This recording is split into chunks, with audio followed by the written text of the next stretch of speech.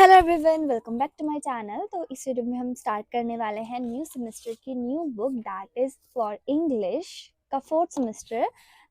तो same English है जैसे पहले का रहा था वैसे ही है। ये हमारा एबिलिटी इन्हांसमेंट कोर्स के अंदर आ रहा है।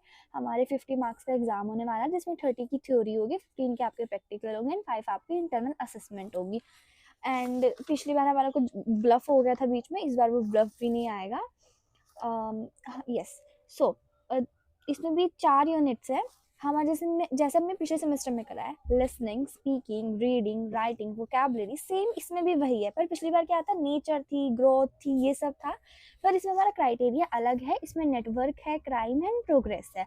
So network, crime and progress में क्या होगा, नेटवर्क में सब नेटवर्किंग के बारे में बात होगी, क्राइम में सब जितना भी क्राइम वगैरह, थेफ्ट, मर्डर, ये सब है। देन प्रोग्रेस में किस तरह से प्रोग्रेस करनी है। एंड फोर्थ यूनिट हमारा रीराइटिंग रेफरेंसेस, जो हमने एमएलए प्रीवियस सेमेस्टर में पढ़ा है, सेम वैसा ही है। बहुत ईजी होने वाला है, बहुत ही ज़्यादा ईजी होने वाला है। तो फर्स्ट यूनिट है हमारी, दैट इज़ नेटवर्क्स। तो इस वीडियो में हम सिर्फ नेटवर्क करेंगे और इस बुक की पीडीएफ आपको मेरे व्हाट्सएप चैनल पे मिल जाएगी, लिंक मिल जाएगा आपको उसका, ठीक है। कोई पेज शफल नहीं होंगे, सब कुछ वेल होगा। सो चैप्टर ओवरव्यू देख लेते हैं। लिसनिंग में क्या है, नोट्स बनाने हैं, सपोर्ट देना है पोजीशन को, एग्जांपल्स लिखना है, एक्सप्लेनेशन ढूंढना है कि एग्जांपल्स क्या होती है, एक्सप्लेनेशन क्या होता है। क्योंकि काफ़ी हम एग्जाम्स में लिख देते हैं, एक्सप्लेनेशन अलग है, एग्जाम्पल मैच ही नहीं करे। तो एक्सप्लेनेशन के साथ एग्जाम्पल क्या है। देन स्पीकिंग में हम पढ़ेंगे कि लर्निंग कैसे रिलेट करनी है, assessment method, specific contents, identifying, explaining and rephrasing languages. Reading में पढ़ेंगे, डिफरेंट सोर्सेज से पढ़ेंगे, नोट्स लिखेंगे, समरी लिखेंगे। राइटिंग में हम पढ़ेंगे analysing essays, titles, then introduction, thesis statement क्या होती है। वोकैबुलरी में इजी फोकस पढ़ेंगे, इजी वर्ब्स पढ़ेंगे। देन एग्जामिनेशन स्टाइल क्वेश्चन है। पिछली बार हमारे लास्ट सेमेस्टर में ब्लफ हो गया था कि हमने सिर्फ लॉन्ग क्वेश्चन करे थे, शॉर्ट की तैयारी नहीं करके गए थे क्योंकि हमारी यूनिमैक्स में शॉर्ट आंसर थे नहीं। बट इस बार ऐसा नहीं है, इन्होंने अच्छे से शॉर्ट आंसर्स भी दी हैं, लॉन्ग आंसर्स भी दिए हैं। तो इस बार प्रॉपर एकदम तैयारी के साथ जाएंगे। सो इंट्रोडक्शन पढ़ेंगे। By networks we mainly mean computer networks which are used to get connected to more than one individual और पार्टीज थ्रू एन इंटरनेट। कि देखो नेटवर्क्स का मतलब क्या होता है, मेनली जो कंप्यूटर नेटवर्क होता है उसको बोलते हैं हम नेटवर्क, जो हमें कनेक्ट करने में हेल्प करता है। मान लो आप अपने फ्रेंड्स के साथ कनेक्टेड हो, that is individual to individual. But आप अपने फ्रेंड के साथ, मेरे साथ, रेस्ट ऑफ द वर्ल्ड, पूरी पब्लिक के साथ अगर आप इंटरकनेक्टेड हैं तो उसको बोलेंगे network. So our world is more interconnected than any time in human history. की जितने भी आज तक की ह्यूमन हिस्ट्री है, एंशिएंट टाइम है, इजिप्शियन टाइम से रोमन्स टाइम है, जितना भी टाइम है, आज से ज़्यादा कोई इंटरकनेक्ट रहा ही नहीं है। क्योंकि अभी तो हमने किसी को छोड़ा ही नहीं ना, सैटेलाइट से लेके यूनिवर्स से लेके सबके साथ अब इंटरकनेक्टेड है। देन टाइप्स ऑफ नेटवर्क्स, के जो नेटवर्क्स हैं कौन कौन सी रेंज है, क्या टाइप्स हैं। सो there are 4 networks: personal area networks, local area networks, metropolitan network and wide area network. So personal area network में क्या होता है, connected device with a small, जो हमारी छोटी स्पेसिस के साथ होता है, with a small personal space, only range of few meters। यहाँ पे सिर्फ few meters की बात हो जा सकती है, जैसे कि फॉर एग्जाम्पल स्मार्टफोन, ब्लूटूथ, क्योंकि ब्लूटूथ हम ज़्यादा देर तक कनेक्ट ही नहीं कर सकते, ज़्यादा दूर तक। Then local area network, local area network में क्या आता है, लिमिटेड एरिया आता है, जैसे कि होम हो गया, ऑफिस हो गया, सिंगल बिल्डिंग हो गई, जब भी कंप्यूटर डिवाइसेस कनेक्ट हो सकते हैं, जैसे कि वाईफाई। वाईफाई एक लेन है, लोकल एरिया नेटवर्क है। उसके बाद मेट्रोपोलिटन, यहाँ पे एक लार्ज एरिया आता है, जैसे कि पूरी सिटी है, लार्ज कैंपस है, प्रॉपर एक शहर आ रहा है, कस्बा आ रहा है, ये सब चीज़ें आ रही है। यहाँ पे थोड़ी हाई स्पीड कनेक्टिविटी होती है ऑर्गेनाइजेशन के लिए। देन उसके बाद वाइड एरिया नेटवर्क में क्या आता है, इसमें सब कुछ आ जाता है, सिटीज़ आ जाती है, कंट्रीज़ आ जाती है, बहुत ज़्यादा कंट्रीज़ आ जाती है, मतलब वर्ल्ड वाइड से रिलेटेड आ जाता है, ठीक है। सो या ये था आपका इस वाले पेज में। नेक्स्ट पेज पे चलते हैं, दैट इज डिस्कशन। की डिस्कशन क्या, अभी यहाँ पे कुछ अरेंज करना है कि पहले पहले क्या से क्या आया है। सो put the items A in E in a logical order on based on which item have greater impact of connective। की greater impact कहाँ है। सो ट्रांसपोर्ट, टेलीविजन, तो टेलीफोन, इंटरनेट, बिजनेस। पहले आया internet, then telephone, then radio and television, then transport, then business. Internet में थोड़ा कम message कर पाता है, टेलीफोन में ज़्यादा, देन रेडियो एंड टेलीविजन में उससे भी ज़्यादा, देन ट्रांसपोर्ट में और भी ज़्यादा, देन उसके बाद बिजनेस में बहुत ही ज़्यादा कर पाता है। देन उसके बाद compare your order with another pair give reasons and examples, present your groups main ideas to the class using following language to help. अब यहाँ पे मैंने ना कुछ लाइंस दे दिया कि आपको इन लाइंस को यूज करके एक पैराग्राफ स्टार्ट करना है, कुछ नहीं ये छोड़ दो, इतना इजी नहीं है कि the main points we discuss we found that are discussion, ये स्टार्ट करने का तरीका है, सिर्फ मेन पे चलते हैं, दैट इज लिसनिंग, कि लिसनिंग क्या होती है। सो बेसिकली लिसनिंग क्या होता है, जो भी हम सुनते हैं, ठीक है, लिसनिंग अगर आप कुछ भी सुन रहे हो तो आप उसको नोट्स कैसे बनाओगे, हमारे पास नोट्स बनाने के 4 तरीके होते हैं, ठीक है। पहला होता है हमारा माइंड मैप, माइंड मैप में क्या आता है, ये सूटेबल होता है डिबेट के लिए जहाँ पे बहुत ज़्यादा पॉइंट्स होते हैं। Then B, that is 2 page spread, जहाँ पे हमें advantages argument motion and against लिखना होता है। Then C, that is page split into 4, जहाँ पे 4 में करना होता है, जहाँ पे सीक्वेंस ऑफ इवेंट्स है, प्रोसेस है, ये सब चीज़ें। Then linear notes, linear notes क्या होते हैं, वाइडली होता है, जहाँ पे बहुत ज़्यादा डाटा होता है, ये इसके सारे डेफिनेशन है। Then use of abbreviations and symbols to take notes, की एब्रीवेशंस क्या होती हैं। सो एब्रीवेशंस होती हैं, बड़ा सा कुछ नहीं लिख सकते आप, उसकी जगह साइंस लिख सकते हो। देखो जब आप कुछ मान लो मेरा ही सुन रहे हो, आप लिखोगे इतना बड़ा, for example it's too tough, तो फॉर एग्जाम्पल की जगह हम सिर्फ ईजी लिख देंगे, एंड की जगह ये सिंबल लगा देंगे, दैट इसकी जगह ये लगा देंगे, एडवांटेज को ऐसे एंड डिसएडवांटेजेस को ऐसे। तो ये हमारे कुछ शॉर्ट तरीके होते हैं हमारे कुछ सुन के लिखने के लिए। देन नेक्स्ट उसके बाद यहाँ पे स्टैंस आपको पता है, हमने पहले ही पढ़ के आया, रेफर्स टू योर ओपिनियन और बिलीफ, कुछ डिस्कशन में डालना। There is no need to regulate ads for children, जैसे कि आपका बिलीफ है कि बच्चों को एड की जरूरत नहीं है, जो एडवर्टीजिंग है वो चिल्ड्रंस की हेल्प पे डालती है। टू मच डेवलपमेंट भी, अगर आप इकोलॉजी से बहुत ज़्यादा डेवलपमेंट करोगे तो हार्मफुल होगा। देन उसके बाद सपोर्टिंग आर्ग्यूमेंट कौन कौन से होते हैं, सो हमने 3 चीज़ें पढ़ ली हैं लिसनिंग में। पहला था हमारा नोट मेकिंग, नोट मेकिंग क्या है, सेकंड हमारा स्टैंस हो गया, और थर्ड हमारा सपोर्टिंग आर्गुमेंट हो गया। So supporting argument refers to an argument giving justify, कि आप जस्टिफाई कर रहे हो किसी भी चीज़ को, ठीक है। उसके बाद there is so far no evidence as for children detrimental to their health, ये छोड़ दो, ये रहने दो, सीधा मेन पढ़ता है। सो टास्क पढ़ता है, टास्क। सो टास्क 1 क्या है, background knowledge for preparing lectures. So work in pairs, discuss pairs, work in pairs and discuss question, अगर क्वेश्चंस को अब आंसर करना है। What do you know about the history of internet, क्या आप इंटरनेट की हिस्ट्री के बारे में क्या जानते हैं। What is cloud computing, then उसके बाद how have cloud computing and the internet affected the way companies work. So ठीक है, पहले क्वेश्चन का आंसर देख लेते हैं कि हिस्ट्री क्या है इंटरनेट की। सो हिस्ट्री ऑफ इंटरनेट क्या है, the internet has origin in American military but the world wide web as we know it today, कि अमेरिकन मिलिट्री से रिलेटेड था, जिसको हम वर्ल्ड वाइड वेब जानते हैं आज के टाइम पे। It was propose to document, एक डॉक्यूमेंट प्रपोज हुआ था world wide web, a proposal था जो 1990 में by the British computer scientist Tim Berners Lee and his colleagues Robert ने सजेस्ट करा था 1990 में। देन उसके बाद में भी ये आ सकता है। The idea of the web was globally very quickly, बहुत ज़्यादा क्विकली था। बाय द 2009 तक 230 मिलियन वेबसाइट बन चुकी थी, बहुत ज़्यादा एवरेज आ चुका था। देन अब पढ़ते second question, that is what is cloud computing. So cloud computing is basically the delivery of service, की आप प्रोडक्ट नहीं दे रहे हो, आप सिर्फ सर्विस डिलीवर कर रहे हो, ठीक है। उसके बाद इट मीन मैं भी सर्विस ही डिलीवर कर रही हूँ, प्रोडक्ट नहीं डिलीवर कर रही हूँ, ऐसा। So it's mean sharing information, आप इन्फॉर्मेशन शेयर कर रहे हो, लॉट ऑफ पीपल को कर रहे हो। सेंट्रलाइज सोर्स का है आपका इंटरनेट, जैसे कि वाटर गैस सप्लाई, ये सब सप्लाई होता है। So by the next page, cloud computing and the internet has greatly affected of many companies work, बहुत ज़्यादा कंपनीज को इफेक्ट करता है, सॉफ्टवेयर को, डाटा को, एंड उसके बाद ऐसा fee for such services lower than buying installing maintaining new hardware, कि आप न्यू हार्डवेयर को इंस्टॉल करने से थोड़े कम पैसे ही लगते हैं ना, आप सर्विस अगर सॉफ्टवेयर को करते हो तो। So now the second one, that is हमारा पहला था work in pairs and discussion 1 to 3 था। सेकंड क्वेश्चन हमारा, you are going to watch a lecture that present argument in against over the use of cloud computing, कि आप एक lecture देखने जा रहे हो that is for and use of cloud computing, computing के लिए। So we can organise notes for relating presentation, हमने कोई भी डिबेट सुनी है और उसके बाद हमें कुछ पेयर फॉर एंड अगेंस्ट के लिए कुछ बनाना है उसके लिए। सो उसके लिए ये क्या है, ये रहे। सो अगर हम 4 की बात करें, जो आईटी इंफ्रास्ट्रक्चर है वो मिनिमल इन्वेस्टमेंट के साथ बन जाता है, very efficient use of resources हो जाता है एंड इकोनॉमिक बेनिफिट देता है यूजर्स। तो अगर हम अगेंस्ट की बात करेंगे तो यहाँ पे डाटा इशू को सिक्योरिटी, मतलब डाटा डाटा इशू रहता है उसकी सिक्योरिटी के लिए, यहाँ पे टू मच डिपेंडेंसी हो जाती है एक्सटर्नल क्लाउड पे, देन कॉस्ट भी बहुत ज़्यादा बढ़ती ऊपर नीचे होती रहती है। देन टास्क 1 हमारा कंप्लीट हो गया, 2 क्वेश्चन थे। देन अब बढ़ते टास्क 2। टास्क 2 क्या है, इस बार हम बहुत अच्छे से कर रहे हैं इंग्लिश, एकदम डीप टू डीप पढ़ के।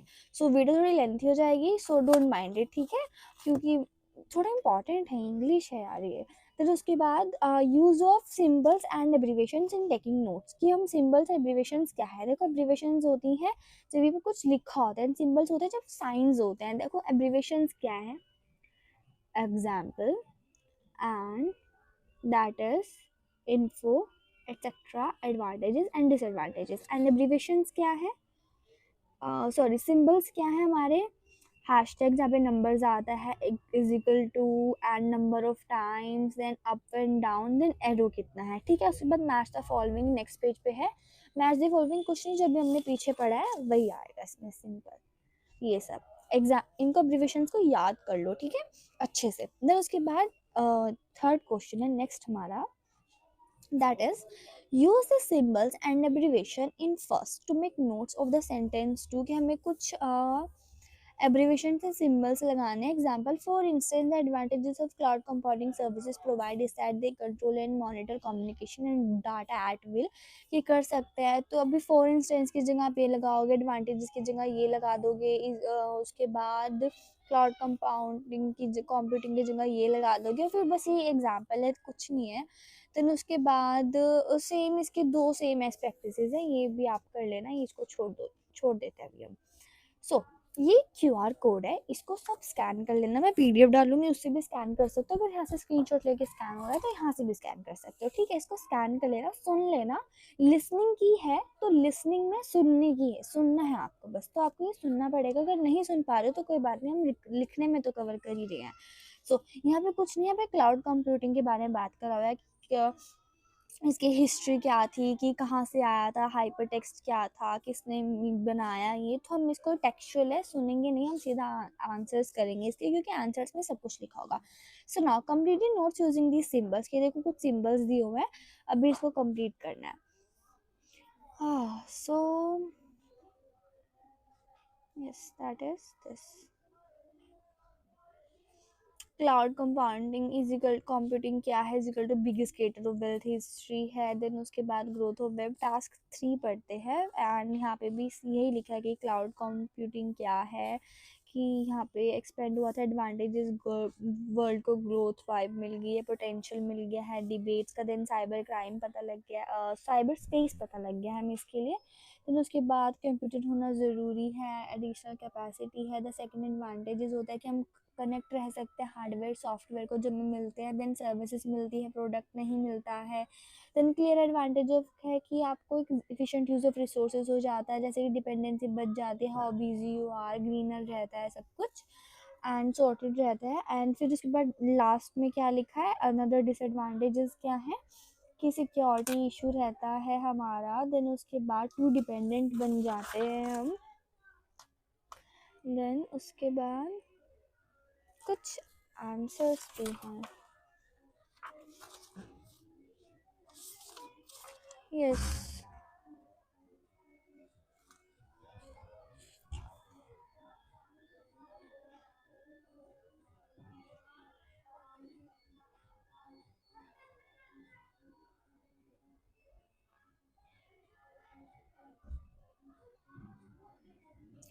यस, सो उसके बाद अनदर डिसएडवांटेजेस है, फिर आपका business it faces some economic challenges भी होते हैं कंपनी के। सेकेंडली जो क्लाउड कंप्यूटिंग है, टेक्निकल प्रॉब्लम्स आ जाती है, डाटा एसेसिबल हो जाता है। देन थर्ड इशू है कि इसकी कॉस्ट बहुत ज़्यादा है, मनी बहुत ज़्यादा लगती है, लॉन्ग टर्म में लगती है। नाउ उसके बाद नाउ टेक्स ऑन, अभी हमें नोट्स बनाने हैं, what is cloud computing and the advantages and disadvantages बताने हैं इसके। तो ये क्वेश्चंस हैं, इसके डायरेक्ट आंसर पढ़ते हैं कि बट इज क्लाउड कंप्यूटिंग क्या है, एक वेग है एवरीथिंग जो वेब सीरीज कर सकता है। अब एडवांटेजेस क्या है, ऐसे ऐसे हम सॉफ्टवेयर कर सकते हैं, डाटा एंड स्टोरेज दे सकते हैं और इन्फॉर्मेशन शेयर होती है, एफिशिएंट यूज होता है रिसोर्सेज का, डाटा प्रोटेक्शन एंड कोस्ट का। एंड उस पर डिसएडवांटेजेस क्या है, ट्रस्टिंग थर्ड पार्टी ज़्यादा रिस्क हो सकता है, टू मच डिपेंडेंसी हो जाती है, कोस्ट भी ऊपर नीचे होती रहती है। देन उसके बाद नेक्स्ट है टास्क 4, इसको भी सेम, ये भी एज वेल सेम है कि प्रॉपर क्या उसी के बारे में लिखा है कि क्या है, उसके बाद इंफॉर्मेशन लिखनी है कि किसने क्या बोला है। देन उसके बाद इसको तो स्किप कर देते हैं। लिसनिंग की आपको नहीं आएगी, प्रैक्टिस क्वेश्चंस नहीं आएंगे एग्जाम में लिसनिंग के, तो क्योंकि वो लिसन वाला काम है तो वो नहीं आएगा। सो उसके बाद यहाँ पे क्या लिखा है, रीड द स्टेटमेंट, आपको स्टेटमेंट पढ़नी है। द इंटरनेट हैज़, आपको बताना है कि कौन सा मेन पॉइंट को फोकस कर रहा है। देखो यहाँ पे क्या लिखा है, the internet has lead to significant change in how business work in last 50 years, की बिजनेस कैसे चेंज हुआ है। तो अब इनमें से कौन सी लाइन है जो कि सपोर्ट कर रही है, ठीक है। उसके बाद जैसे कि इन other words it's had change in very business, तो बिजनेस की बात उन्होंने सेकंड में करी है। The trade way possible shop and very product and services offered, की बहुत ज़्यादा चेंजेस मिल रहा है। तो बस इसमें ये बताना है। देन उसके बाद हमारा सेकंड है विच ऑफ द सपोर्टिंग पॉइंट, की कौन कौन से, बस इनमें पॉइंट ही सपोर्ट करके बताना है। उसके बाद नेक्स्ट चलते हैं, that is task 6, identify examples and explanation, की एग्जाम्पल्स क्या है, एक्सप्लेनेशन क्या है। सो तो lectures use examples and explanation to support or clarity the way the say, कि देखो जब भी आप लेक्चर सुनते हो तो हम एग्जाम्पल देते हैं, एक्सप्लेनेशन देते हैं। जैसे कि for example, let me clarify that, let us take an example, let me explain what I mean, let us took a couple of examples what I mean by this, for instance, in other words, by way of illustration, कि इनमें से क्या क्या है, ठीक है। तो अभी यहाँ पे सीधा आंसर पे चलते हैं। अगर हम एग्जाम्पल दे रहे हैं तो हम क्या बोलेंगे, for example, if we take X an example, let us to can couple of examples, for instance, by way of illustration, one scenario. तो उस पर अगर हम एक्सप्लेनेशन दे रहे हैं तो एक्सप्लेनेशन को कैसे देंगे, let me clarify that, let me explain that, what I mean by this, other words to put in another way, ये सब बोलेंगे। देन उसके बाद एडवांटेजेस ऑफ क्लाउड कंपाउंडिंग क्या थे, additional capacity to be on existing capabilities. अगर हम example की बात करेंगे तो बोलेंगे कि cloud users can get access to software to data. Explanation की बात करेंगे, additional capacity can be got by paying a small fee, कि आप छोटी सी फीस देके, एक्सप्लेनेशन है कि आप छोटी सी फीस देके आप एक्सेस ज़्यादा पा सकते हैं। एंड एग्जाम्पल्स की बात करते हैं जैसे कि जो क्लाउड यूजर्स होते हैं उनको एक्सेस मिल जाता है सॉफ्टवेयर का, डाटा का, सब चीज़ का। उसी तरह से एफिशिएंट यूज़ ऑफ रिसोर्सेज है कि यहाँ पे रिसोर्सेज नहीं यूज़ होते, डाटा ऑटोमेटिक प्रोटेक्शन में जाता है। फिर उसके बाद एग्जाम्पल लिखा है कि हाउ बिजी यू आर, हम इसको यूज़ कर सकते हैं एज एग्जाम्पल, कैसे हैं क्या है। तो इस बार डिसएडवांटेजेस ऑफ के बारे में भी यही है, एग्जाम्पल क्या है, एक्सप्लेनेशन क्या है। देन उसके बाद next is same, too much dependency on external cloud services harmful. Explanation में क्या लिखेंगे, क्लाउड कंपाउंडिंग के टेक्निकल प्रॉब्लम्स है, डाटा असेसेबल नहीं हो पाता है सारा। और एग्जाम्पल में लिखेंगे the service provider could go out of business. Then उसके बाद सेम सी के साथ है। देन उसके बाद third one, that is discuss how you identified the examples and explanation. So अब इसको कैसे ही आइडेंटिफाई करो, मतलब मैंने बोल तो दिया, समझा रहे हैं तो एक्सप्लेनेशन है, एग्जाम्पल दे रहे तो एग्जाम्पल है, बट हम इसको आइडेंटिफाई कैसे करेंगे। सो examples were identified from such phrases, जैसे कि for example, for instant, explanation were identicate for such phrases in other words, इनके कुछ वर्ड से आपको पता लग जाएगा कैसे डिफर करना है। तो उसके बाद how the example explanation help you to understand each of the main points, कि कैसे आपको यू हेल्प कर सकता है मेन पॉइंट को ढूंढने में। So examples help us to illustrate to support a main point, example आपको इलस्ट्रेट कराते हैं मेन पॉइंट्स एंड एक्सप्लेनेशन जो है वो अंडरस्टैंड कराते हैं मोर क्लियरिटी के साथ। फिर उसके बाद क्रिटिकल थिंकिंग है, task 7, that is work in groups and discuss question number 1 and 2, group में डिस्कस करना है, 1 and 2 का आंसर देना। What do you learn about cloud computing, then and what do you know before, we have learned about too much dependency on external cloud services and it's harmful in long run में। and उसके बाद do you think cloud computing has more advantages or disadvantages for business users, cloud computing से बहुत ज़्यादा disadvantages भी है, ज़्यादा भी है, minimum है, provider है, ये सब चीज़ें। देन सेकेंड, लिसनिंग हो गया है, स्पीकिंग आ गया, that is seminar discussion. Listen, आप स्पीकिंग कहाँ करते हो? देखो, जब आप सुनते हो तो आप लेक्चर सुनते हो, सेमिनार सुनते हो, लेकिन अगर आप बोल रहे हो तो आप सेमिनार डिस्कशन में बोल रहे हो, ठीक है। सो अभी पढ़ते हैं इंट्रोडक्शन क्या। So students at university often discuss many things such as assignment, projects, informal context में हम सब कुछ बात करते हैं। देखो, जब भी हम अपने दोस्तों से बात करते हैं, हम सब कुछ इनफॉर्मल कॉन्टेक्स्ट में ही करते हैं, ठीक है, जो स्टूडेंट होते हैं यूनिवर्सिटी के। So it is useful to form group study और network for the purpose. So discussion कैसे हो सकता है? फेस टू फेस मीटिंग के साथ भी हो सकता है, वर्चुअल नेटवर्क के साथ भी हो सकता है, कॉम्बिनेशन भी हो सकता है दोनों का। सो task 1, evaluating of learning and assessment method. So work in group, discuss which teaching learning assessment method 1 to 9 you have experience. कि देखो, हमारे टीचिंग के क्या क्या एक्सपीरियंस हो सकते हैं? फेस टू फेस लर्निंग हो सकता है, ई लर्निंग हो सकता है, आई गेस सो ये क्वेश्चन में आ जाएगा एग्जाम में अगर आया तो। देन ब्लेंडेड लर्निंग हो सकती है, ऑनलाइन डिस्कशन हो सकता है, ग्रुप प्रेजेंटेशन हो सकता है, सेमिनार डिस्कशन हो सकता है, लेक्चर्स हो सकता है, रोल प्लेइंग हो सकता है, सेल्फ स्टडी क्विज़ेस भी हो सकते हैं। सो इसके आंसर में पढ़ लेते हैं, आंसर में क्या लिखा है।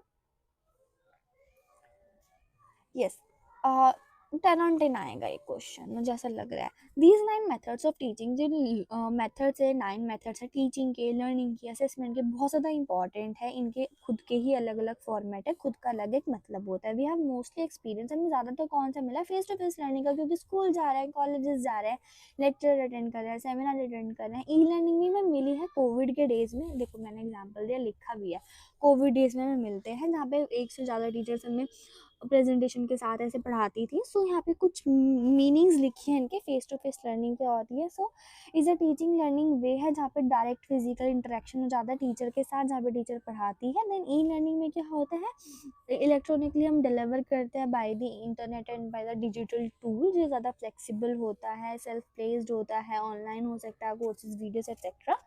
Then third one, that is blending learning. It is integration of traditional classroom. ये इंटीग्रेशन है ट्रेडिशनल क्लासरूम का, लर्निंग का, एंड ई का, मतलब हम दोनों वर्चुअली एंड ऑफलाइन दोनों तरीके से हम पढ़ रहे हैं, ये वही लिखा है इसमें। देन उसके बाद यस, ऑनलाइन डिस्कशन ग्रुप में क्या होता है? यहाँ पे इंटरनेट फॉर्म्स के लिए बोलता है, वर्चुअल प्लेटफॉर्म्स होते हैं बात करने के। देन ग्रुप प्रेजेंटेशन हो सकता है, कलेक्टिवली एक्टिविटी होती है जहाँ पे ग्रुप मेंबर्स होते हैं, सब कुछ होते हैं, अंडर द टीम काम करते हैं वे लोग। फिर उसके बाद सेमिनार डिस्कशन होता है, एजुकेशनल इवेंट्स यहाँ पे बात करते हैं। देन लेक्चर्स की बात करें, सो जो मीन सीरियस एजुकेशनल स्पीचेस जहाँ पे teachers face to face learning देते हैं, जैसे लेक्चर्स इतने लगते हैं कॉलेजेस में। देन रोल प्लेज होता है, लर्निंग एक्टिविटीज़ होती हैं आउट ऑफ द, जहाँ पे specific actors scenarios to have some life experience, practices, behaviour, इन सब के बारे में बात करते हैं रोल प्लेस के। देन सेल्फ स्टडीज़ के, जो हम खुद से पढ़ाई करते हैं, एंड कुछ प्रैक्टिसेस, टेस्ट बनाए जाते हैं इंडिविजुअल के, बिना टीचर के डायरेक्ट इन्वॉल्वमेंट के साथ। देन नेक्स्ट है क्वेश्चन है, decide the extent to which each item one is. कि पहला कौन सा है? Individual, face to face, virtual और interconnectivity. So answer is A, individual में हम सेल्फ स्टडी क्विज़ेस करते हैं। सेकंड में हम फेस टू फेस में क्या करते हैं? फेस टू फेस लर्निंग में प्रेजेंटेशन, लेक्चर्स, रोल प्लेइंग होती है। देन इंटरेक्टिव में क्या होता है? With home, online group discussion होता है, सेमिनार होता है, प्रेजेंटेशंस होती हैं। वर्चुअल में क्या होता है? E learning, blended learning and online discussion होता है। Then third question, that is use question 1 to 3, 1 to 3 question use करने हैं। Evaluate the effectiveness of each method, कि आपको ईच मेथड को सब कुछ इसे इवेलुएट करके बताना है। So does the method help most students to learn actively और only for some. Face to face learning होती है, मोस्ट ऑफ द स्टूडेंट्स को हेल्प मिलती है, क्योंकि इंडिविजुअली स्पेसिफिक नहीं है, बल्कि जो ई लर्निंग है, ब्लेंडेड है, और ज़्यादा हेल्पफुल हो सकते हैं। एंड उसके बाद online discussion, groups, group presentation, ये भी हो सकते हैं, इंडिविजुअली हेल्प कर सकते हैं। सेल्फ क्विज़ेस भी इफेक्टिव होती है मोस्ट ऑफ द स्टूडेंट्स के लिए, जहाँ क्योंकि इसमें ज़्यादा इंगेजिंग होती है। सेकंड है, इससे method interesting and engaging for you personally, कि पर्सनली क्या इंटरेस्टिंग है। फॉर टू मी, अगर मेरे लिए है तो ब्लेंडेड ज़्यादा अच्छा है, self study quiz are more interesting and engaging. Third question है, are there any weakness with any methods, how could be improve, की for face to face learning और जो क्लासरूम लर्निंग होती है ज़्यादा इंडिविजुअलिस्टिक नहीं होती है, इम्प्रूव करा जा सकता है। देन टास्क 2 है एंड लिसनिंग फॉर कॉन्टेक्स्ट। आपको सुनना पड़ेगा कॉन्टेक्स्ट के लिए। यहाँ पे हम ये वाला नहीं करेंगे, इसमें आपको सिर्फ सुनना है यहाँ पे, मतलब क्योंकि यहाँ पे ज़्यादा लोगों की ज़रूरत है। सो मैं मिमिक्री नहीं कर पाऊँगी। सो बी ए ए बी, बाद में सी भी इंटरप्ट कर देता है बीच में। हमने यहाँ पे इन्होंने सिर्फ एक कॉन्सेप्ट के बारे में बात करा है कि गेम्स, आई गेस सो इसमें गेम्स के बारे में बात करी गई है, मेरे ख्याल से मैंने पढ़ा था। इन यूनिवर्सिटी फ्रांस यूनिवर्सिटी के बारे में बात करी है, तो अभी हम ये स्किप कर देंगे for now. Yes,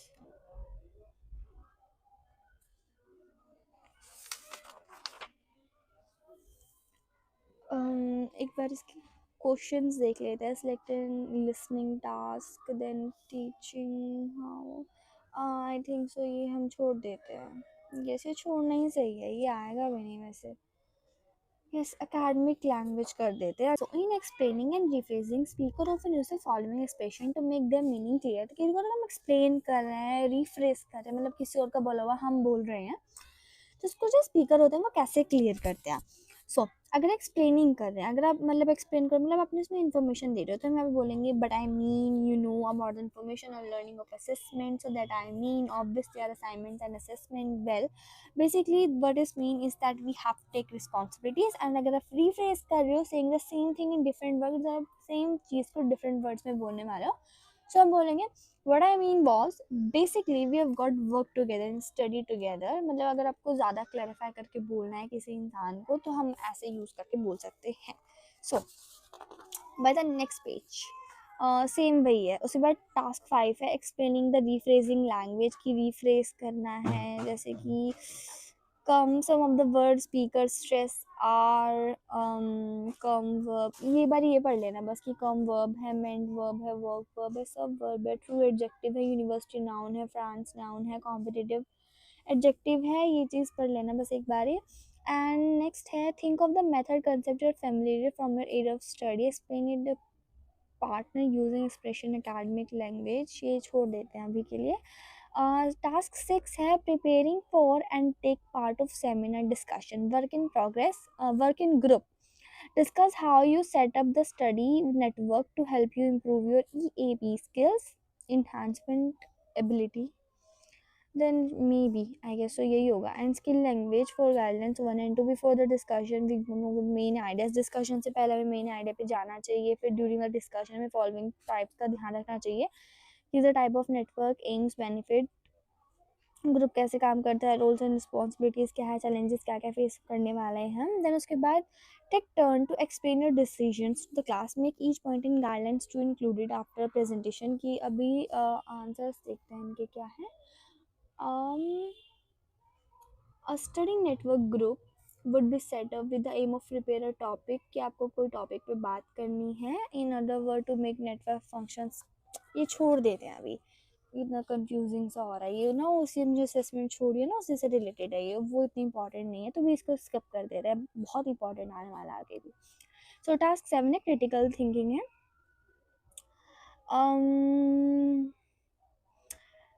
questions, did you contribute to the discussion, did you students understand your points. Okay, अगर आप हाँ अगर आप सेमिनार पढ़ रहे हो, देखिए तभी सेमिनार, अच्छा हाँ हम सेमिनार वाली वो कर रहे थे स्पीकिंग में।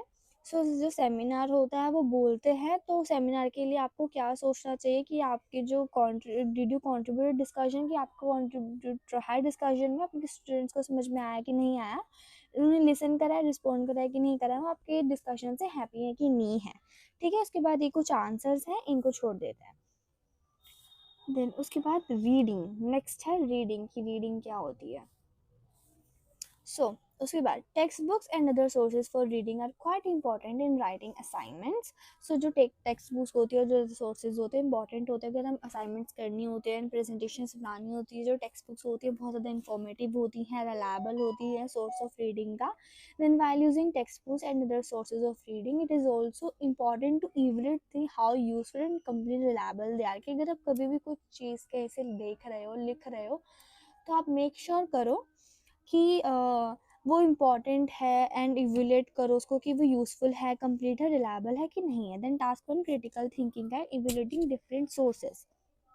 So look at the type of sources 1 to 6 and say which one you have used for your written assignments and might be used in future, कि कौन सा आपने assignment के लिए यूज़ करा है, कौन सा फ्यूचर में यूज़ करने वाले हैं. So क्या क्या है, a page for a company website, an article from an academic journal, a textbook from for a university, an article for a national newspaper in a new website, a comment or thread on a blog, and encyclopedia entry.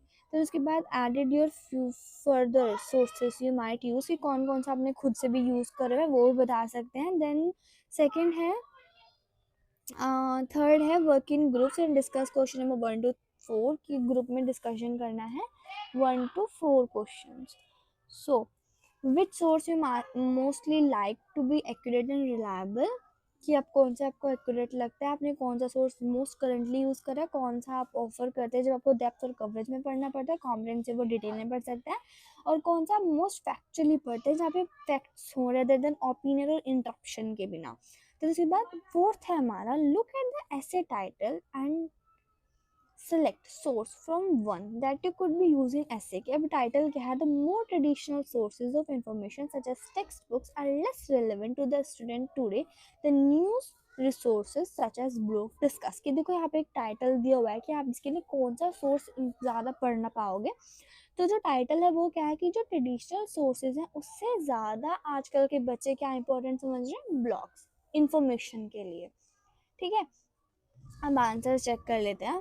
सो पहला था हमारा कि कौन सा आप use कर चुके हो और कौन सा फ्यूचर के यूज़ करने वाले हो. तो कौन सा यूज़ कर चुके हो आप, that is second, article academic journals के लिए, टेक्स्ट बुक्स यूनिवर्सिटीज़ के लिए, एंड आर्टिकल न्यूज़पेपर वेबसाइट से, and next is comment blog वगैरह.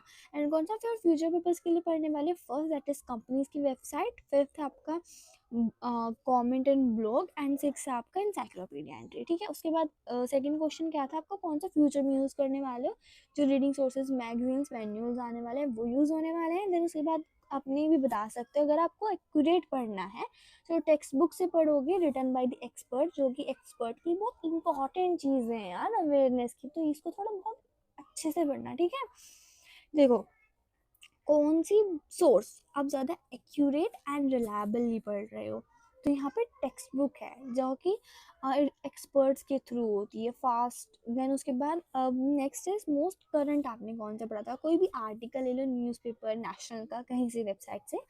देन व्हाट द सोर्स, अगर आपको सोर्स आपको डेप्थ में पढ़ना है तो डेप्थ में पढ़ने के लिए क्या आती है, इंसाइक्लोपीडिया आती है. देन उसके बाद four that is which source the most factual, कौन सा फैक्चुअल होता है, अकेडमिक जर्नल, ये primary provide factual information provide करते हैं. देन उसके बाद फोर्थ है आपका कि उन्होंने टाइटल दिया था कि कौन ज़्यादा ब्लॉग आप कहाँ से देखोगे इन्फॉर्मेशन के लिए, तो वो है आपका article from national newspaper website से, आर्टिकल फ्रॉम एकेडमिक जर्नल से, a comment on thread board. So अब नेक्स्ट टास्क है हमारा, टास्क 2 इम्पॉर्टेंट भी है, reading to build the context. Before you read note down what do you know about point 1 to 4. Read करने से पहले आप देखो कि इनके बारे में जानते क्या हो, ब्लॉग क्या है, हिस्ट्री ऑफ ब्लॉगिंग क्या है, व्हाट ब्लॉगर्स डू, ब्लॉगर्स क्या करते हैं, the relationship between companies and bloggers, bloggers कौन है, कंपनी क्या है, क्या रिलेशनशिप है. सो इसका आंसर पढ़ लेते हैं, ये आ सकता है कि आपको ब्लॉग के बारे में बताना है. सो डेफिनेशन ऑफ ब्लॉग क्या है, so first is a blog is a regular updated web page और वेबसाइट. देखो ब्लॉग क्या है, कुछ नहीं है, एक वेबसाइट है, एक पेज है जो रेगुलरली अपडेटेड होता रहता है, जो एक इंडिविजुअल चलाता है, स्मॉल ग्रुप भी चला सकता है, जो इन्फॉर्मल एंड कन्वर्जेशनल स्टाइल से होता है. मतलब कि जैसे कुछ थॉट्स आ रहे हैं डाल दिया, जैसे कि थ्रेड्स होते हैं हमारे, यस जैसे थ्रेड्स होते हैं हमारे इंस्टाग्राम पे, हमारे थ्रेड्स होते हैं, कुछ भी मन में आ रहा है लिख दो डाल दो. सो वैसे मुझे नहीं पता है, थ्रेड्स मैंने कभी यूज़ नहीं करा, बट मुझे ऐसा लगता है कि ऐसा होता होगा. सो जो क्योंकि थ्रेड्स है, जैसे कि थ्रेड्स डाल दिया, फिर कहीं पे भी नोट डाल दिया इंस्टाग्राम पे, वहाँ पे ऐसे होता है. सो और जो ब्लॉगिंग है ये हमारी फर्स्ट इनिशिएटिव हुई थी by the Justin hall in personal online diary से, जहाँ पे लिंक्स आए थे वेब ब्लॉग. तो उसके बाद bloggers regularly create and publish content for website online journals, की जो ब्लॉगर्स होते हैं वो रेगुलरली क्रिएट एंड पब्लिश करते हैं कंटेंट ऑनलाइन जर्नल के लिए, अपने थॉट्स फीलिंग एक्सपीरियंस सब कुछ ऐसे शेयर कर देता है. देन उसके बाद उसके बाद fourth one that is relationship between, अच्छा रिलेशनशिप क्या है कंपनीज के एंड ब्लॉगर्स की, तो जो कंपनीज होती है हायर करती है ब्लॉगर्स को, so the relationship between companies and bloggers mutually beneficial होती है। म्यूचुअली जो कंपनीज होती है कोलैबोरेट करती है ब्लॉगर्स को टू प्रमोट देयर सर्विसेज, क्योंकि देखो मुझे आदत है फालतू का कुछ भी लिखने का, कहीं पे भी डालने का कि ये है वो है ये है वो है, तो मैं इतनी ज़्यादा इन्फॉर्मेशन कर रही हूँ, होप सो मेरे फॉलोवर्स अच्छे खासे हों, तो जो ब्रांड्स होंगे वो सिर्फ कोलैबोरेट करेंगे और मुझे कमर्शियली फ़ायदा होगा, क्योंकि जब मैं इतना बोलूँगी तो मैं उनका प्रोडक्ट भी ऐसे स्पॉन्सर कर सकती हूँ। सो यही होता है। देन उसके बाद नेक्स्ट पढ़ते हैं रीड द फॉलोइंग। अब यहाँ पे एक पैराग्राफ लिखा है, ठीक है, ब्लॉगिंग के बारे में किसी ने यहाँ पे शॉर्ट पैराग्राफ लिखा है, मैं आपके लिए पढ़ देती हूँ। One of the latest development suitable for the online market is the web blog. कि लेटेस्ट सूटेबल क्या है ऑनलाइन के लिए, वेब ब्लॉग क्या है, एक काइंड ऑफ पर्सनल जर्नल है जहाँ पे वेब ब्लॉग होती है। इसकी हिस्ट्री क्या थी, 1990s में आया था, 1919 में आया था, अब ज़्यादा पहले छोटा था, अब बड़ा हो गया, अब लोग ज़्यादा आ गए हैं, इंटरेस्टिंग लग रहा है, लोगों को रिव्यू दे रहे हैं लोग, देन इसके बारे में फोकस हो रहा है, मोर क्विकली वेबसाइट्स बनाई जा रही है, वेबोपीडिया भी आ गया है जहाँ पे यहाँ पे टिपिकली आप डेली अपडेट होते रहते हो, यहाँ पे ऑथर्स होते हैं। देन उसके बाद बूम ईयर हो गया था ब्लॉगिंग का 2002, जहाँ पे माइनॉरिटी इंटरेस्ट जा रहा था मेन स्ट्रीम में ऑफ द इंटरनेट। देन उसके बाद ये बहुत ज़्यादा ईजी हो गया है ये सब करने के लिए। देन उसके बाद सोर्स क्या है, यहाँ पे सोर्स दिया हुआ है, मतलब साइटेशन दी हुई है, भूलना मत, एमएलए जो प्रीवियस सेमेस्टर में करके आया, साइटेशन है नीचे, ठीक है। उसके बाद now make notes on point 1 to 4 in one task 2 using information the above। so answer notes blog क्या है, द काइंड ऑफ, आप इसके यहाँ पे नोट्स बनाने हैं। सो नोट्स कैसे बनाते हैं, फर्स्ट लिखेंगे ब्लॉग क्या है, काइंड ऑफ ऑनलाइन है, पर्सनल जर्नरी है, और क्या है जर्नल, हाँ। सेकेंड नोट है हिस्ट्री ऑफ ब्लॉगिंग क्या है, term web blog first use आया था रॉबर्ट विजडन 1990 से, then term blog being intro में आया था हमारा 1990 में, 1999 में, देन बिकम पॉपुलर हो गया था इस 2002 में। Then what bloggers do, bloggers क्या करते हैं, अपनी ओपिनियन देते हैं, ट्रस्ट देते हैं, रिव्यू करते हैं वेबसाइट का। तो इसके बाद फोर्थ क्या था, रिलेशनशिप क्या थी कंपनीज के साथ, companies use the mark strategy bloggers, इससे आएगा नहीं बट हम फिर भी पढ़ रहे हैं क्योंकि इन्फॉर्मेशन मुझे अच्छी लग रही है बताने में, ये ब्लॉगिंग बहुत इंपॉर्टेंट सा लगा मुझे। Then next is compare your answer in first to second notes के एडिशनल इन्फॉर्मेशन क्या है, बस यहाँ पे कुछ कंपेयर करना है। देन उसके बाद नेक्स्ट है who is the main audience in the text, कौन है मेन ऑडियंस, यहाँ पे स्टूडेंट है, बिजनेस पीपल है, ब्लॉगर्स है, मतलब स्टूडेंट है उनके लिए इन्फॉर्मेशन बनाई जा रही है। सो अकेडमिक लैंग्वेज की बात करते हैं तो नॉन फ्रेजेस क्या है, so a noun phrase is a group of 2 or more words, determiner, adjective, adverb, ये इंपॉर्टेंट है। Certain around a noun, a pronoun, it is function single unit, it can act as subject, an object, a subject complement और an object of preposition। कि देखो noun phrases क्या है, noun phrases हम किसी भी चीज़ का काम कर सकते हैं, वो सब्जेक्ट का कर सकते हैं, ऑब्जेक्ट का कर सकते हैं, कॉम्प्लीमेंट का कर सकते हैं, ऑब्जेक्ट ऑफ प्रपोजिशन का कर सकते हैं। एग्जाम्पल द टाइटल बॉय, ठीक है। अब determiner objective plus noun, boy क्या होता है नाउन होती है, डिटरमिनर क्या होता है, डिटरमिनर अभी हम नेक्स्ट पेज पे पढ़ने वाले क्या होते हैं, छोटे छोटे होते हैं। And an adjective a little, जब भी हम नाउन की कुछ वो बता रहे हैं क्वालिटी, तो उसको हम एडजेक्टिव बोल देते हैं। अब बुक्स ऑफ स्मॉल नेल्स, ठीक है। अब डिटरमिनर आ रहा है ए, देन नाउन आ रहा है बुक्स ऑफ स्मॉल नेल्स, तो यहाँ पर प्रिपोर्शनल फ्रेजेस। सो अब नेक्स्ट पेज पे पढ़ते हैं, ये रहा, ये काफ़ी इंपॉर्टेंट है। कॉम्प्लेक्स नाउन फ्रेज, जहाँ पे बहुत ज़्यादा कॉम्प्लेक्स हो रहा है, वहाँ पे डिटरमिनर भी आ रहा है, एडजेक्टिव भी आ रहा है, नाउन भी आ रहा है, मॉडिफाई हेडेड नाउन भी आ रहा है, हेड नाउन भी आ रहा है, एक्स्ट्रा इन्फॉर्मेशन भी आ रही है। सो रिमाइंडर के लिए याद रखना डिटरमाइनर्स कौन से होते हैं, an and the, his her his that, and noun के होते हैं नेमिंग वर्ड्स, बिल्डिंग, कृष्णा, ये सब चीज़ें। And important points, there is no limit of the length of the noun phrase, कोई लिमिट नहीं है नॉन फ्रेजेस की। Then noun phrase must be agree with the verb, verb के साथ एग्री होने चाहिए। Then head noun is the key, जो हेड नाउन होती है की होती है। Example one of the latest development was the verb was show that the head noun is one, की जो हेड नाउन है, देखो जो द वर्ब जो है, द वर्ब वाज, जो यहाँ पे वाज है, जो वर्ब वॉज, मतलब वर्ब क्या है वॉज है, तो यहाँ पे जो वर्ब हमारी वॉज है ये बताती है कि जो वन है वो हेड नाउन है and not the development, development नहीं है ऐसा। So one of the latest development, वही हमें ऊपर जो पढ़ा है, one of the latest development suitable for the online markets. So determiner क्या है, one of the, and head noun क्या है, वन, डेवलपमेंट नहीं है. देन एडजेक्टिव क्या है, latest and suitable. Extra information क्या है, बाय ऑनलाइन मार्केटर्स. ये है, थोड़ा सा है ना, थोड़ा अजीब सा, बट कर लेना आप, ठीक है. उसके बाद थर्ड टास्क है analysing complex and non phrases. ये एनालाइज करना है. अभी आपको प्रॉपर दी हुई है, हेड नाउन बताना है, डिटरमिनर बताना है, एडजेक्टिव बताना है, एक्स्ट्रा इन्फॉर्मेशन बतानी है. 4 आपको दिए हुए हैं. पहला पढ़ लेना, दूसरा पढ़ लेना, तीसरा पढ़ लेना, चौथा पढ़ लेना. यस. सो ये इसके आंसर्स हैं. एक करा देती हूँ मैं, चलो फर्स्ट वाला. Bloggers were individuals who suffered the web and listed or logged what they found interesting. So यहाँ पे अंडरलाइन किया हुआ है individuals. So individuals क्या होंगे, individuals स्टार्टिंग में, तो ये हेड नाउन होगा. और डिटर्मिनर्स क्या थे, दी वगैरह, तो वहाँ पे यहाँ पे है कि द साइट्स लिखा है, तो ये होगा. एंड दी साइट्स, अब ये किसकी क्वालिटीज़ बता रहे हैं, ये नाउन की क्वालिटीज़ बता रहे हैं, ठीक है. उसके बाद एक्स्ट्रा इन्फॉर्मेशन क्या है, they found interesting. Yes, they found interesting. Yes. उसके बाद सेकंड भी है, थर्ड भी है, फोर्थ भी है. ये आप अपनी प्रैक्टिस के लिए छोड़ रही हूँ, आपने अपनी प्रैक्टिस कर लेना. सेकंड है write a word, write a two word noun phrases start with next sentence. In next sentence से लेके जाना है, इसको भी स्किप कर देते हैं.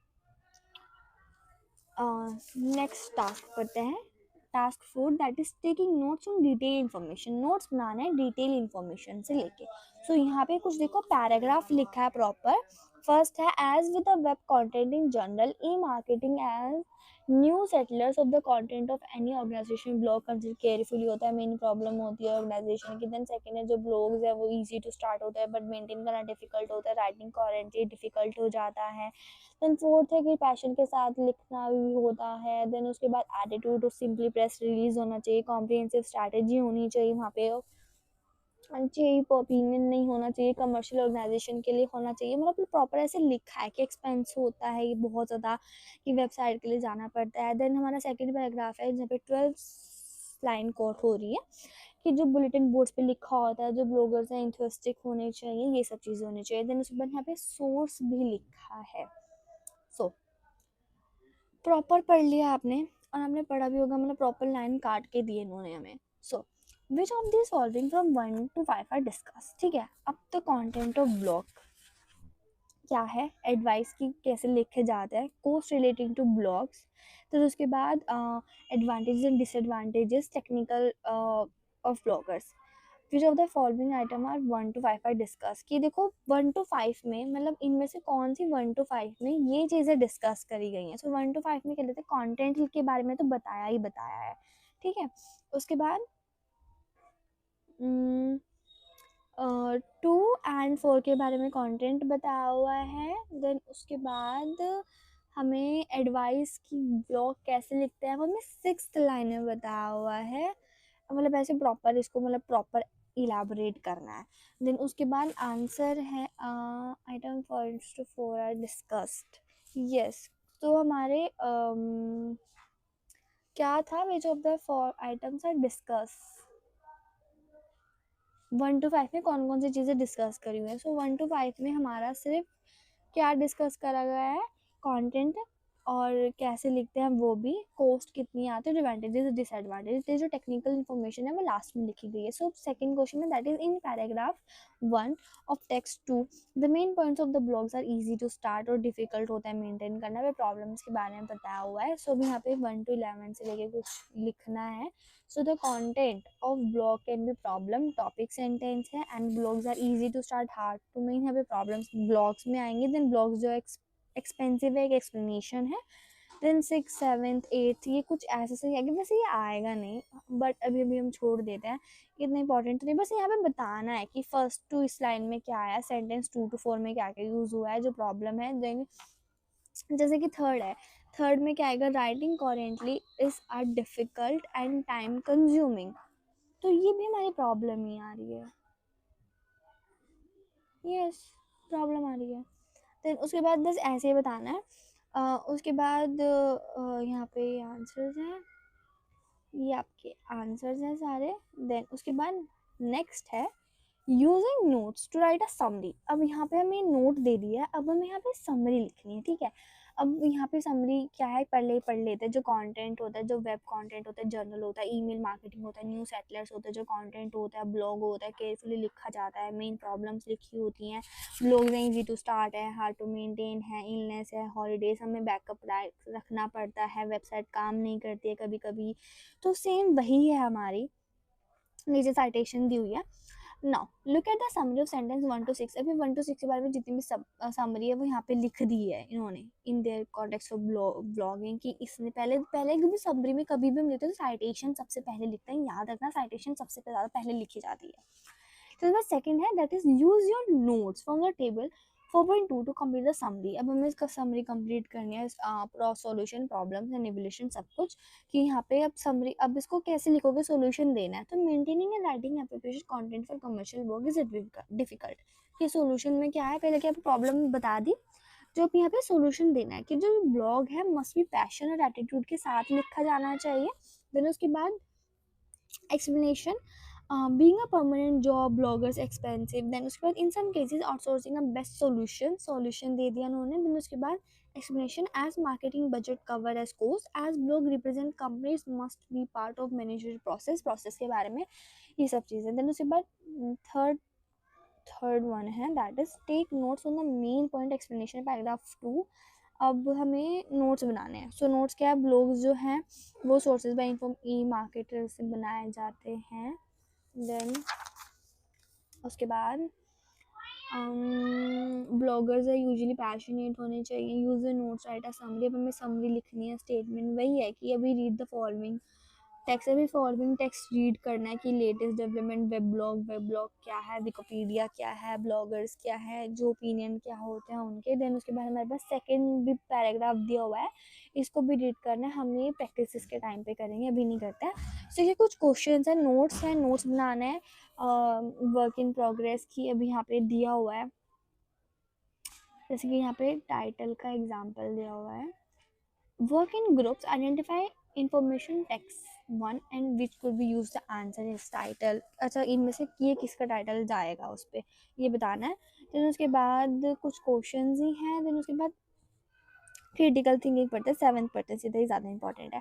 Reviewing learning and planning, so work in group, how was your reading help your understanding of blog, how was working in group with other student help you develop ideas for essays, की कैसे group में develop हो रहे हो।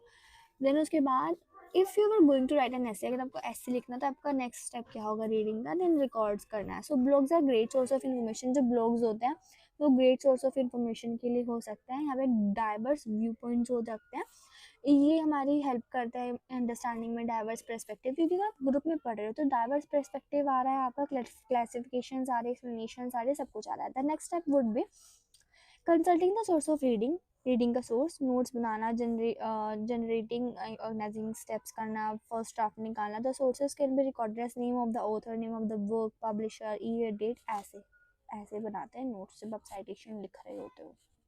Then अब next है listening हो गया, स्पीकिंग हो गया, रीडिंग हो गया, आई गेस। अब पढ़ते हैं राइटिंग, ठीक है। एंड राइटिंग, सो इंट्रोडक्शन है, इंट्रोडक्शन से स्टार्ट करता है। The essay has 3 main points होते हैं, introduction, main body and conclusion. Same पढ़ते आ रहे हैं फर्स्ट सेमेस्टर से कि पहले इंट्रोडक्शन आता है, फिर मेन बॉडी आता है, कंक्लूजन आता है, सपोर्टिंग सेंटेंस वगैरह वगैरह। सो बिफोर राइटिंग से पहले फर्स्ट पार्ट है कि इंट्रोडक्शन कैसे होना चाहिए, टॉपिक क्या होना है। टॉपिक क्या बताता है, टॉपिक बताता है कि मेन आइडिया क्या है, फोकस कहाँ है, स्कोप क्या है, इंस्ट्रक्टिव राइटर का क्या है। सो देन उसके बाद यहाँ पे लिखा हुआ है task 1 that is analyzing the following, essay title है। देन उसके बाद इंस्ट्रक्शन क्या है, focus, main point and limitation. So title क्या है, describe the changes telecommunication have made to modern working life. So instruction क्या है, डिस्क्राइब करना है। मैं अभी पता है ये बहुत इंपॉर्टेंट आने वाला है, ये अभी तक आया नहीं ना, नहीं अब आने वाला है। डिस्क्राइब क्या होता है, चेंजेस मतलब फोकस कहाँ करना है, चेंजेस को बताना है। मेन टॉपिक क्या है, टेलीकम्युनिकेशन के बारे में पढ़ने वाले हैं, तो this is your main point. तो उसके बाद लिमिटेशंस क्या बताना है, टू मॉडर्न वर्किंग लाइफ, कि मतलब किससे रिलेटेड बताना है। Evaluate the effect of telecommunication of family life, की फैमिली लाइफ में बताना है कि इवेलुएट करना है। तो मतलब एक्सटेंड क्या है कम्युनिकेशन का, then face to face communication कैसी है, ऐसा।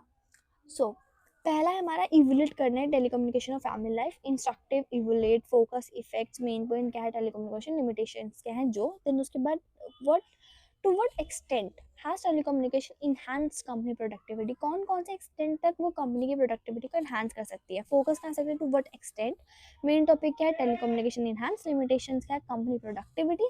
सेम इसी के बारे में ऐसे बताना है कि अगर आपको कभी भी बोल सकते हैं कि आपको हाईलाइट करना है 4 फीचर्स बताने हैं तो आपको ऐसे फीचर्स बताने हैं। So now this is the most most most most most important topic, और मुझे बहुत अच्छा लगा पर्सनली, ये टॉपिक मुझे बहुत अच्छा लगा, ये बताना बहुत ज़्यादा ज़रूरी है। जैसे कि मैंने अपनी प्रीवियस वीडियोस में बताया है, अगर वो बी कॉम सिर्फ बी कॉम में नहीं है, मतलब वो सिर्फ बी कॉम में है, बट मैं बता देती हूँ कि अगर आपको कभी भी एग्जाम में डिस्कस करने के लिए आता है, मीनिंग बतानी होती है, तो सिर्फ मीनिंग लिख के आनी होती है, बट अगर वहाँ पे डेफिनेशन लिखा है तो आपको नीचे ऑथर लिख कर आना पड़ता है, ठीक है। तो अभी हमने पढ़ लेते हैं, हमें एग्जाम में कुछ भी दे दो, एनालाइज दे दो, कंपेयर दे दो, डिस्कस दे दो, इलस्ट्रेट दे दो, जस्टिफाई दे दो, डिस्क्राइब दे दो, इवैल्यूएट दे दो, हम सब में सेम चीज़ लिख के आ जाते हैं मीनिंग। सो ऐसा नहीं होता है, इसमें कुछ डेप्थ में मीनिंग होती है। सो फर्स्ट इज एनालाइज, कि एनालिस क्या होता है। सो एनालाइज जब हम करने के लिए बोलते हैं तो हमें बताना होता है to examine something closely in detail, analyze मतलब प्रॉपर उसकी प्रॉपर छानबीन करना, तो इसका क्या मतलब होता है to examine something closely in detail, detail में देखना। देन सेकेंड आता है हमारा कंपेयर, कंपेयर क्या करता है टू लुक एट 2 और मोर थिंग्स, कंपेयर में हम 2 से ज़्यादा चीज़ों को कंपेयर करते हैं कि वो कैसे सिमिलर है कैसे डिफरेंट है, ठीक है। सिमिलैरिटी जब हम करते हैं तो मतलब कितने सिमिलर है, डिफरेंशिएट मतलब कितने अलग है, बट अगर कंपेयर करते हैं तो दोनों चीज़ देखते हैं कि कितना सिमिलर है कितना डिफरेंट है, ठीक है। Third one that is discuss, discuss करना क्या होता है टू टॉक, डिस्कस मतलब बात कर, जैसे कि टॉक करना, उसके बारे में लिखना, मतलब आई अबाउट समथिंग डिटेल में, कि डिफरेंट आइडियाज़ ओपिनियन के साथ जब हम डिस्कस करते हैं तो हम इसको किसी डिबेट नहीं कर रहे हैं कि हम या तो फोर होंगे या अगेंस्ट होंगे, नहीं, हम डिस्कस करें, मतलब कुछ भी लिख सकते हैं, आप फोर के लिए भी जा सकते हो, आप अगेंस्ट के लिए भी जा सकते हो। Fourth one that is illustrate, illustrate क्या होता है, इलस्ट्रेट के लिए फोर्थ के लिए हमारा क्या है, yes, to give a good acceptable reason for something, जैसे किसने बोला कि ना जस्टिफाई होता है ये तो, हाँ, इलस्ट्रेट के लिए हमारा जी है, to make meaning clear by giving example, अगर जस्टिफाई अगर आपको इलस्ट्रेट करने के लिए बोला है, मतलब इलस्ट्रेशन है, देखो इलस्ट्रेशन होता है बैक प्रैक्टिकल्स में, जब भी कोई इलस्ट्रेट होता है तो इसका मतलब होता है आपको एग्जाम्पल्स देने हैं वहाँ पे।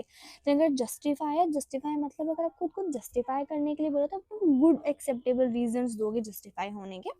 then describe में करेंगे टू से व्हाट समवन और something is likely by giving details about them, कि अगर आपको डिस्क्राइब करने के लिए बोला तो आपको बताना है उसके बारे में बहुत ज़्यादा कुछ उसके बारे में।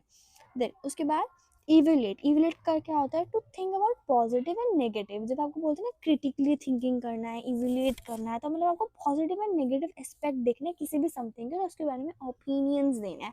सो एनालाइज का मतलब क्या था, एनालाइज का मतलब कि कुछ चीज़ को एग्जामिन करना डिटेल में, कंपेयर मतलब 2 से 2 या ज़्यादा चीज़ों को अच्छे कंपेयर करना, मतलब बेनिफिट्स डिसएडवांटेजेस सब देखना, डिस्कस के बारे में मतलब कि हम कुछ मतलब बात कर रहे हैं डिटेल में कर रहे हैं, ओपिनियंस देख रहे हैं। इलस्ट्रेट में क्या था कि आपको एग्जाम्पल्स देने हैं, देन जस्टिफाई में गुड एक्सेप्टेबल रीजन देना, डिस्क्राइब में आपको कुछ बताना है उसके बारे में डिटेल में बताना है, इवैल्यूएट में क्या होना चाहिए पॉजिटिव एंड नेगेटिव एक्सपेक्ट देने पड़ते हैं, सबसे बेस्ट होता है क्रिटिकली, देन वो उसमें है भी नहीं। और देन उसके बाद इसके आंसर्स लिखे हैं नीचे, इसको तो फिर नहीं पढ़ेंगे, अभी तो पढ़ लिया हमने ये। देन उसके बाद हमारा task 2 identifying features of an introduction, की इंट्रोडक्शन के फीचर्स बताने हैं। यहाँ पे देखो कोई पैराग्राफ है उसका हमारे पास एक पैराग्राफ है, कोई लंबा सा होगा पर उसका हमारे पास सिर्फ पहला पैराग्राफ है, improving telecommunication network positive development क्या है। सो अभी ये इंट्रोडक्शन पार्ट है कि यहाँ पे कहाँ पे ज़्यादा ध्यान देना पड़ता है। सो गेट रीडर्स इंटरेस्ट विद, तो सबसे पहले जो ये वाले लाइन्स होते हैं यहाँ पे रीडर्स का इंटरेस्ट आता है, ठीक है। Good contextualisation moving toward more specific information, फिर अगर यहाँ से ध्यान हटा तो यहाँ पे आएगा, ठीक है। उसके बाद clear thesis statement giving positions, यहाँ पे हम पोजीशंस देते हैं, यहाँ पे एम क्लियरली जो भी शो हो रहा होता है कि कैसे कैसे है वो सब है। फिर उसके बाद a good introduction usually includes, good introduction में क्या क्या होता है, स्टेटमेंट जो रीडर्स का इंटरेस्ट खींचे, डेफिनेशन, साइटेशन, फोकस कहाँ है, गुड कॉन्टेक्चुअलाइजेशन क्या है, स्कोप क्या है इससे का, ये सब चीज़ें। देन सेम एज टास्क 2 भी है, जो ग्लोबलाइजेशन है वो कैसे रिस्पॉन्सिबल है, तो मेन टॉपिक क्या है इससे का वो, व्हाट इज स्पेसिफिक फोकस इस क्या है, क्वेश्चन यूज कहाँ से होता है, सो इसका आंसर है। देन थर्ड वन इंट्रोडक्शन है, एंड रीड द इंट्रोडक्शन वही है, सेम इंट्रोडक्शन है, इसके भी में फीचर्स बताने हैं यहाँ पे। देन उसके बाद फोर्थ सेंटेंस है हमारा, इसको बस बताना है कि पहले क्या आएगा बाद में क्या आएगा, ये चीज़ बता देती हूँ मैं आपको, ये थोड़ी इंपॉर्टेंट सी है। थीसिस जब भी हम कुछ लिखा होता है तो वहाँ पे साइटेशन होती है, बैकग्राउंड इन्फॉर्मेशन होता है, एसे आउटलाइन होता है और थीसिस स्टेटमेंट होती है। मैं एक एग्जांपल करके दिखा रही हूँ उसका, ठीक है, ये वाला करके देख लेते हैं हम, ठीक। हम ये वाला करते हैं, यही करते हैं। देखो इंटरनेशनल ट्रेड के बारे में लिखा हुआ है, देखो 4 लाइनें बांटी हुई है ना, इंटरनेशनल ट्रेड है, टेलीकम्युनिकेशन है, पार्ट ऑफ लाइफ है जहाँ पे जगह से जगह जाते हैं। देन उसके बाद सेकंड लाइन में लिखा कि यूके इंडिया से रिलेटेड लिखा है। देन उसके बाद इसमें साइटेशन भी दी हुई है। देन उसके बाद थर्ड लाइन में दिया हुआ है कि ग्रोथ के लिए टेलीकम्युनिकेशन है कि नहीं है। देन उसके बाद फोर्थ है, दिस ऐसे भी look first is the historical growth, फिर उसके हिस्टोरिकल बैकग्राउंड के बारे में बताया हुआ है। तुम्हें प्रॉपर पता लग रहा है साइटेशन कहाँ है, साइटेशन कहाँ पे लिखी है, साइटेशन हमारी सेकंड में लिखी है, यस साइटेशन हमारी सेकंड में लिखी है। एंड हमारा ए क्या है, थीसिस स्टेटमेंट है जो फर्स्ट में आएगा, करेक्ट है। देन बी हमारा है एसे आउटलाइन, जो कि फोर्थ में है, यस ये आउटलाइन है किसी भी चीज़ की, तो ये फोर्थ है हमारी। देन पहले आते हैं थीसिस स्टेटमेंट, मतलब पहला बिल्कुल सही है। लास्ट में हमारा जो थर्ड है हमारा, ये जो सेकंड है, जो साइटेशन है हमारी लास्ट में आएगी, तो साइटेशन लास्ट में आती है। तो जो हमारा थर्ड जो हमारा फोर्थ वन है दैट इज ऐसे आउटलाइन, वो हमारा सेकंड में आएगा। देन बैकग्राउंड इन्फॉर्मेशन तो एज इट इज थर्ड में रहेगी। देन उसके बाद नेक्स्ट पेज है हमारा, ये भी बिल्कुल सेम है। दस बार क्रिटिकली थिंकिंग है यहाँ पे, work in pairs and look at the easy questions, अगर क्वेश्चंस हैं कि रीराइट करना है कैसे करना है ये तो छोड़ दो। फिर उसके बाद ये पढ़ लेते हैं, थीसिस स्टेटमेंट क्या होता है। थीसिस स्टेटमेंट होती है usually carries the main argument, जहाँ पे मेन आर्गुमेंट होता है, it should be reference to the topic, reference होना चाहिए, ऐसे से रिलेटेड होना चाहिए, आपका स्टैंड को रेफर करनी चाहिए, अप्रोच होनी चाहिए, एकदम क्लियर होनी चाहिए। फिर उसके बाद नेक्स्ट है हमारा रीड ऐसे टाइटल्स 1 to 2 एंड लेवलेट, ये भी इतना इम्पोर्टेंट नहीं है। देन उसके बाद थीसिस स्टेटमेंट के बारे में है, ये भी छोड़ देते हैं अभी। तो उसके बाद ये सारा पहले से रिलेटेड है, इनको छोड़ देते हैं, सीधा पड़ता है एकेडमिक लैंग्वेज की statement of purpose. Statement of purpose क्या होता है बताने का। Statement of purpose can be written in 2 ways, 2 ways में बताया जाता है, पर्सनल एंड इम्पर्सनल। पर्सनल क्या होता है, पर्सनल स्टाइल आपका, मतलब फर्स्ट पर्सन, जैसे कि जहाँ पे मैं आई यूज़ कर रही हूँ, मैं पढ़ा रही हूँ, तो मेरा पर्सनल है। सो इन दिस ऐसे आई टेंड टू फोकस, मैंने ऐसे सोचा था आपको समझाना, ऐसा कुछ। जहाँ पे मेरा खुद का होगा उसको पर्सनल होगा स्टेटमेंट ऑफ पर्पस में। एंड सेकंड होगा हमारा that is impersonal style usually use to present your main, हमारा एम को प्रेजेंट करने के लिए कि purpose of essay, this essay will analyze the effect will be examine, it could be ऐसे ऐसे होगा। देन रीराइट स्टेटमेंट, अगर आपको स्टेटमेंट्स को रीराइट करना, जैसे कि in my opinion telecommunication has a negative effect on a family life, I want to discuss the effect in this essay, कि देखो मेरे ओपिनियन से जो टेलीकम्युनिकेशन है वो नेगेटिव इफेक्ट डाल रहा है फैमिली पे, एंड हमें डिस्कस करना चाहिए इस ऐसे में। सो अगर इसको हम रीराइट करेंगे तो कैसे करेंगे, the negative effect of telecommunication of family life will be discuss in this essay, कि अगर मान लो मैं बता रही हूँ कि मतलब मैं अपनी फ्रेंड को बता रही हूँ कि मेरे हिसाब से तो जो टेलीकम्युनिकेशन है वो नेगेटिव इफेक्ट दे रही है फैमिली पे। सो अब मेरी फ्रेंड को वो चीज़ लिखनी है, तो वो ये नहीं बोलेगी शी सेड दैट, नहीं, वो लिखेगी the negative effect of telecommunication of family life will be discuss in this essay, ऐसा ऐसा है ये। रेस्ट ऑफ द 4 आप ट्राई करना, ठीक है। उसके बाद सेकंड है ये छोड़ देते हैं। टास्क 7 है राइटिंग एन इंट्रोडक्शन, इंट्रोडक्शन को कैसे लिखेंगे। सो पैराग्राफ 1 में क्या लिखा है कि इम्पैक्ट क्या है मॉडर्न लाइफ के, सेकंड में फैक्टर्स लिखने होते हैं, थर्ड में हम लिखेंगे कि इंटरनेट कैसे है क्या है, ये सब चीज़ें हैं। देन टास्क 8 पढ़ते हैं डायरेक्ट हम। Work in pairs, evaluate your partners introduction, does it move for gender specific information, नहीं ये छोड़ देते हैं। वोकेबलरी पढ़ते हैं. Easy verbs. So introduction. It is important to note the verbs used in the essay titles. ये important होता है कि आप essay title क्या use कर रहे हो, whether the focus in description पे है, analyst में है, evolution में है, understand करना, helpful करना कैसे है. So identify इससे focus. So put the common easy verbs under the correct heading. So जैसे कि analyze है, compare है, contrast है, describe है, discuss है, evaluate है, illustrate है, justify है. So easy with element of description, the element evolution जो हमारे says within element description के लिए आता है describe, illustrate, compare and contrast. अगर हम evaluation कर रहे हैं तो analyze, discuss, evaluate and justify आता है. सो यहाँ पे ये जो है मैथ्स से थीसिस स्टेटमेंट्स है हमारी कि compare, demonstrate, discuss, examine, evaluate, illustrate क्या है.